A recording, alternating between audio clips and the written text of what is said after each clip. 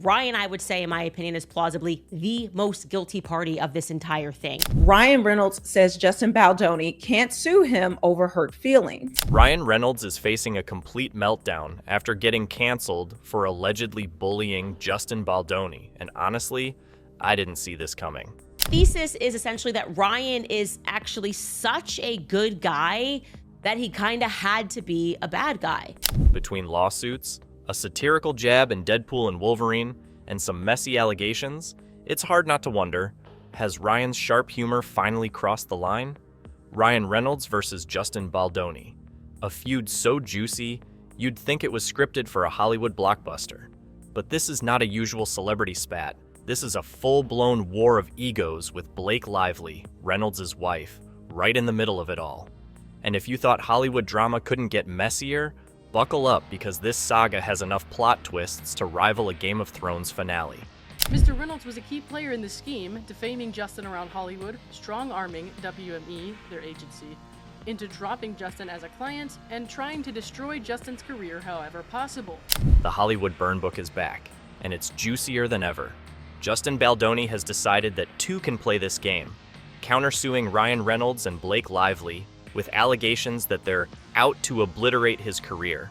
And by obliterate, we mean accusing him of everything from fat-shaming Lively to being a full-blown sexual predator. Reynolds allegedly even took it a step further by flexing his Hollywood clout to get Baldoni dropped by his agency, WME. Yesterday, Ryan Reynolds filed a motion to dismiss. He wants to get out of Justin Baldoni's lawsuit in a filing that was riddled with character attacks and claims that he can't sue over hurt feelings. But wait, it gets better. Reynolds' legal team hit back with the most savage defense that it's just their opinion. Apparently, in the court of law, free speech covers your right to express deep disdain for someone you genuinely believe is trash. Basically, it's fine if I called him a predator if I believe it. It's fine. And the problem is, it's like, okay, so you're admitting then, essentially, that you have called him this. Using his past life as an excuse, Reynolds Camp is saying, how dare you sue us for $400 million when your entire career is built on bragging about being a reformed dirtbag? What's going on here? What does he say? Why is he suing them? It's a bold move, weaponizing Baldoni's redemption arc against him, and if there were an Oscar for pettiness, Reynolds would already be polishing his trophy. However, his attorney Brian Friedman has given some quotes to the press, and they were pretty scathing. I mean, you gotta admit, the guy goes hard for his clients. Of course, Baldoni's lawyer, Brian Friedman, came out swinging, accusing Reynolds of bullying and manipulation, lighting a metaphorical match and walking away like he's Deadpool in a slow-motion explosion scene. Now here Friedman is quoted in TMZ. Let's look at what he said. Mr. Reynolds' exploitation of his enormous power in Hollywood continues, this time arrogantly asking to be dismissed from the case despite his publicly documented involvement extending far beyond just being a supportive spouse. Friedman claims Reynolds' fingerprints are all over this so-called smear campaign, making him sound like some Hollywood mastermind pulling every string to destroy Baldoni's career. And as if things weren't chaotic enough, Baldoni has now gone after the New York Times and Leslie Sloan, the publicist for Lively and Reynolds. Yes, he's dragging everyone into this mess. At this point, it's less a legal battle and more like a full-on Hollywood war. The only thing missing is a dramatic Netflix series to break it all down for us. But Brian Friedman says Reynolds trying to skate is laughable because his fingerprints have been all over the smear campaign against Justin and the Wayfarer team since day one. Now the picture Friedman is painting somehow looks like Reynolds, sipping his own aviation gin, plotting in some secret lair decorated with Marvel merch, orchestrating Baldoni's downfall.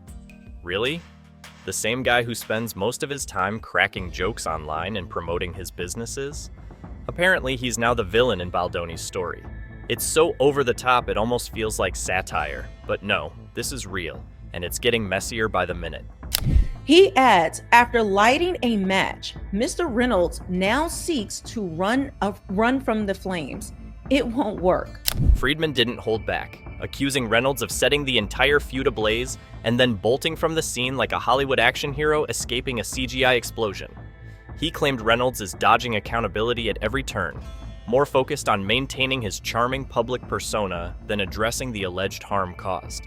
According to Friedman, this isn't just a case of hurt feelings, but a full-scale campaign to smear Baldoni's reputation, one Reynolds is now trying to downplay as harmless banter. But Friedman says Reynolds trying to skate is laughable because his fingerprints have been all over the smear campaign against Justin and the Wayfarer team since day one. In Friedman's view, Reynolds isn't facing the fire. He's stoking it while pretending to be above it all. The lawyer made it clear that no amount of sarcastic legal filings or Marvel-level charisma would erase the alleged damage done. If Friedman has anything to say about it, Reynolds won't be escaping this drama unscathed. Let's talk about what's at stake here. First, we've got Ryan Reynolds, the king of snark, the man who built an empire with his razor-sharp wit and devil-may-care attitude. His Deadpool franchise is practically a shrine to his brand of irreverence. I want men, first of all, I want men to stop asking the question, why do women stay? Yeah. Right? I want men to take accountability. I want men to hold other men accountable. Then there's Justin Baldoni, the self-proclaimed woke feminist, a man who's carved out a niche for himself directing films with a socially conscious twist, like It Ends With Us. On paper, these two couldn't be more different. One's cracking jokes about chimichangas, the other is delivering TED Talks on masculinity. And yet, here we are, watching them go head-to-head in one of the most bizarre Hollywood feuds of our time. As we reported, Ryan filed the dismissal docs Tuesday, calling Justin thin-skinned for complaining that so-called nice pool character from Deadpool and Wolverine was mocking him. So, how did we get here? It all started when Reynolds decided to introduce a character named Nice Pool in Deadpool and Wolverine, a painfully obvious caricature of Baldoni. And then they say, well, even doing that, he's just thin-skinned for complaining about it. Now, Reynolds' legal team has all but admitted that Baldoni inspired Nice Pool, but their defense? Baldoni is just too sensitive. Thin-skinned outrage, they called it. That's like telling someone they're too fragile to handle your brilliance. Bold move, Reynolds. No, it wasn't just the so-called. He confirms. They say they don't dispute that the character was based off of Justin Baldoni. It was essentially Justin Baldoni. And so Ryan Reynolds admits this. But let's not kid ourselves. When your satire targets a real person, it stops being about the art and starts looking a lot like bullying. Reynolds, of course, dismisses this notion entirely. After all, he's Deadpool. Nothing is off limits in the name of comedy, right? Reynolds, who is married to Blake Lively, was accused in the lawsuit of mocking and bullying Baldoni by using the character of Nice Pool in Deadpool and Wolverine to satirize Baldoni's woke feminist image. And then there's the whole Nice Pool mess. Imagine watching one of the year's biggest movies and realizing a character is clearly based on you, except it's not flattering. That's exactly what happened to Baldoni when Reynolds created Nice Pool, a parody that poked fun at his woke feminist image. This wasn't just a light joke, it was a full-on roast, with Baldoni's carefully crafted public persona turned into a punchline for millions to see. For Baldoni, this felt like more than just comedy, it felt like a personal attack. He's built his brand around being a role model for modern masculinity, and now he was being mocked on a global stage. To him, Nice Pool wasn't satire, it was humiliation. And so, he hit back with a lawsuit, accusing Reynolds of crossing the line from humor into harassment. All hell broke loose. She claims he sexual harassed her, and then by the time they premiered the movie, they weren't even speaking to each other. She made him stay in the basement, and Ryan Reynolds turned on him too. And then she claimed that he unleashed a bad PR campaign against her. Let's talk about Lively for a moment.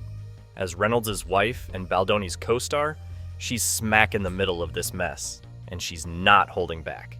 Her accusations against Baldoni aren't just about inappropriate behavior. They go deeper. She's brought the suit, and he's got to defend himself. And there's some very serious allegations being made against him and Wayfarer for harassment. She's claimed he orchestrated a smear campaign against her, using his publicists to spread nasty rumors after the film's release. If true, it's a calculated move that paints Baldoni in a very different light than the progressive feminist image he tries to project. But here's the kicker. Reynolds' defense of Lively doesn't exactly feel selfless. Sure, he's standing by his wife, as any husband should, but in doing so, he's also bolstering his own case against Baldoni. Two birds, one stone, right? That it was Ryan who had called this shot, that it was very obvious now that we know his brand of narcissism. I feel like we all deserve like PhDs in psychology by the end of this. Now, the public is left to choose sides, and let's be honest, it's not an easy choice. On one hand, you've got Reynolds, the snarky anti-hero who's made a career out of roasting everyone and everything. On the other, there's Baldoni, the earnest feminist who's now being accused of hypocrisy on a massive scale. And then there's Lively, whose allegations have added an entirely new layer of complexity to this already messy feud. 100% Ryan was the one who put this line in here. Not SNL, not Tina Fey, not Blake Lively, but Ryan. Is Reynolds the villain here, using his platform to bully a fellow actor under the guise of comedy? Or is Baldoni the one hiding behind a carefully curated image, now exposed as the aggressor? They are pulling quotations from a 2017 article as the opening to everything. Let's dive into the real fireworks of this Hollywood drama. The moment Blake Lively dropped accusations against Justin Baldoni like a plot twist in the third act of a thriller. You thought this was just about a parody character in a superhero movie? Think again. Lively's explosive claims took this feud from a low simmer to a full-on rolling boil, and the fallout has been nothing short of spectacular. So negative press swirled around her during this whole, like a month, right? Later, she would describe this as though it was the pile-on against Trump. Honestly, it's like most of us, especially in Republican politics or the news, this is called Tuesday for us. So here's the tea. Blake Lively, queen of glam and sarcasm herself, accused Baldoni of sexual harassment on the set of It Ends With Us. Yes, you heard that right. The very same Baldoni who prides himself on being a feminist champion. According to Lively, his behavior wasn't just inappropriate, it was outright predatory. And if that wasn't enough to send Hollywood's rumor mill into overdrive, she added another juicy layer. Baldoni allegedly used his PR team to smear her reputation after the movie's release. That's right, he didn't just harass her allegedly. He also showed the world her true face. Mr. Reynolds' exploitation of his enormous power in Hollywood continues. This time, arrogantly asking to be dismissed from the case despite his publicly documented involvement extending far beyond just being a supportive spouse. Now, let's not pretend this didn't add a nuclear element to the ongoing Reynolds versus Baldoni feud. With his wife's name dragged through the mud, Reynolds wasn't just defending his satire anymore, he was on a warpath. And really, who could blame him? If someone was allegedly harassing your spouse and launching a smear campaign against them, you'd be sharpening your verbal daggers too. Hollywood power couple Blake Lively and Ryan Reynolds, and actor and director Justin Baldoni. The plot of this lawsuit is actually more interesting, I believe, than the film that they made. But hold on, this is Hollywood, where nothing is ever as simple as it seems. The timing of Lively's accusations has raised more than a few eyebrows. Why now? Why right after Baldoni filed his lawsuit against Reynolds? Is this a strategic counterattack designed to undermine Baldoni's credibility? Or is it a case of Lively finally deciding she's had enough? The waters are murky, and everyone's got their theories. Some say it's a classic case of tit for tat. Others argue it's a genuine grievance finally coming to light. Ryan, I would say, in my opinion, is plausibly the most guilty party of this entire thing, okay? He has just been publicly humiliating Justin Baldoni. And then there's Nicepool, the character that kicked off this entire circus. If Deadpool is the king of savage humor, Nicepool is his overly earnest, painfully woke little brother, and the not-so-subtle caricature of Justin Baldoni. Reynolds' legal team hasn't even bothered to deny it. Yep, they've all but admitted Baldoni inspired Nicepool, but their defense? Baldoni's just overreacting. Thin-skinned outrage, they called it. He has just been publicly humiliating Justin Baldoni as soon as he could, as many times as he could, and using as many A-list actors as he could. Here's the thing. Satire is supposed to punch up, right? But when you're a Hollywood A-lister using a multi-million-dollar platform to mock another industry peer, is it still punching up? Or is it just plain mean-spirited? Reynolds might call it artistic freedom, but critics are calling it a weaponized platform. And they're not wrong. When your art targets someone so directly, it's not just comedy, it's an attack. The reason why the character is successful, it's actually him. And what better way to become successful than really just playing yourself? What's even more telling is the language Reynolds' team used in their motion to dismiss Baldoni's lawsuit. Thin-skinned outrage. That's not just a legal argument, it's a full-on dismissal of Baldoni's feelings. But isn't that the classic defense of every bully ever? It's just a joke? Sure, it's funny if you're not the one being mocked in front of millions of people. You're telling me you creating this character in this Disney Marvel superhero movie where you mock him, threaten him, tease him, make fun of him, and then ultimately kill him? And let's not forget the power dynamics at play here. Reynolds is Deadpool, a cultural juggernaut. Baldoni, while successful, doesn't wield the same kind of influence. Mocking him in a blockbuster film feels less like playful ribbing and more like a heavyweight boxer taking a swing at a featherweight. But perhaps the most ironic part of all this is that the feud itself has only amplified the spotlight on both men. Baldoni's lawsuit and Lively's allegations have turned what could have been a forgettable parody into a full-blown controversy. And Reynolds, who thrives on controversy, seems more than happy to play the villain in this narrative. It's just a joke. You don't get it? You're thin-skinned if you're upset about it. That is how insane this is. Ryan Reynolds didn't just roll into court with a legal motion, he came armed with a verbal flamethrower. Let's break it down.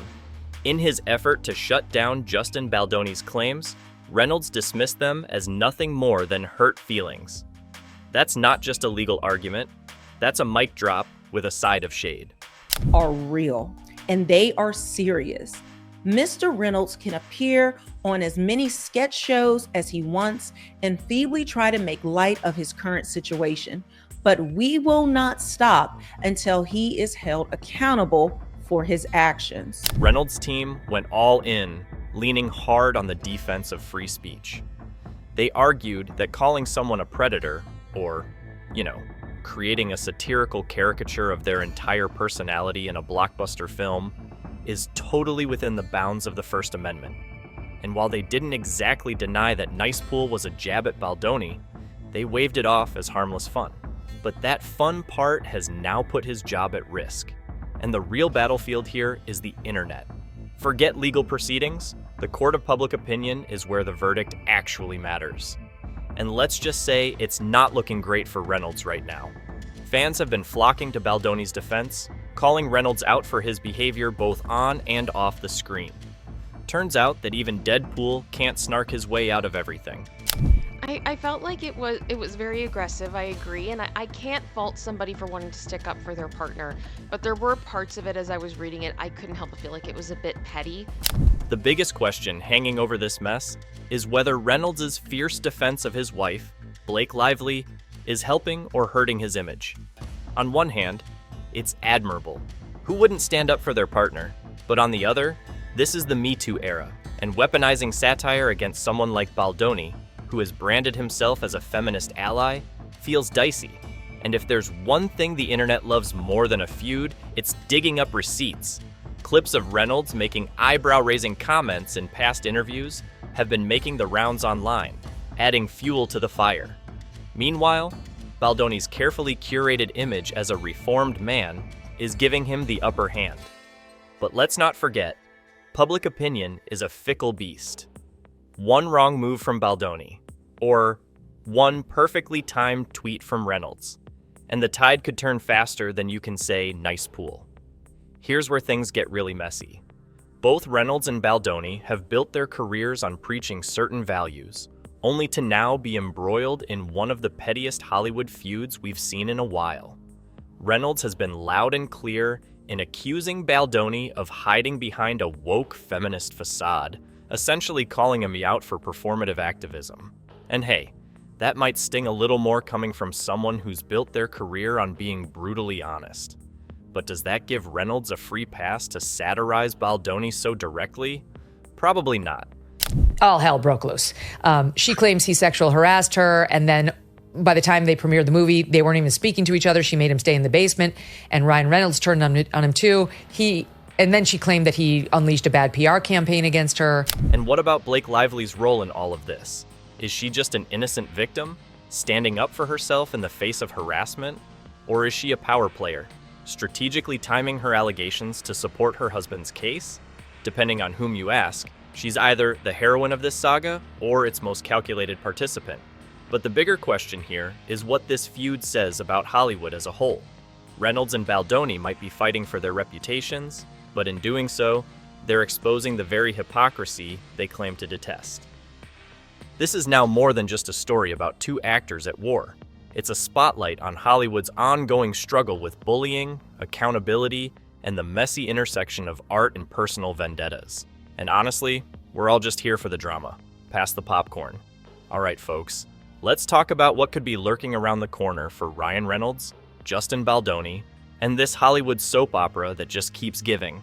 Reynolds' motion to dismiss Baldoni's lawsuit is the immediate focus, and let's be real, it's a high-stakes game of whose ego will blink first.